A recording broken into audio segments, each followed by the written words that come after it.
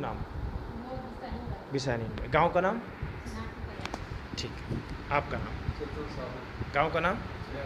चिराग। देखो, अभी आप लोग को स्वयं शक्ति वेलफेयर फाउंडेशन संस्था की ओर से एक्यूप्रेशर ट्रीटमेंट दे रहे हैं। ये क्या होता है? देखिए, हमारे शरीर में बहुत सारी नसें होती हैं ना।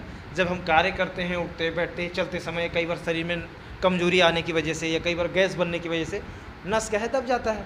अब जब नस ऐसे दबता है ना, तो खून का दौड़ान होना बंद हो जाता है, वो रोक देता है। जब खून का दौड़ान नहीं होता वहाँ पे, तो वो नस में कमजोरी आता है और वही दर्द करना चालू होता है। ठीक है, अब समझना, ये साइटिका लकवा क्या है?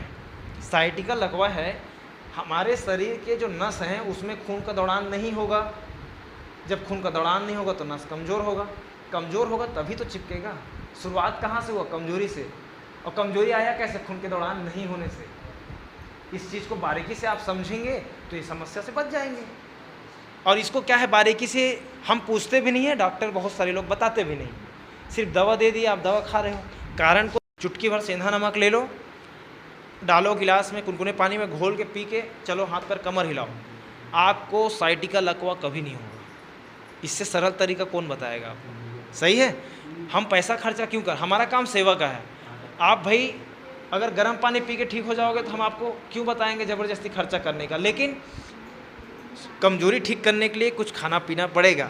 चाहे फल में खा के पैसा खर्चा करो, चाहे कुछ अच्छा दवा है उसको खाओ, लेकिन दोनों में पैसा लगेगा।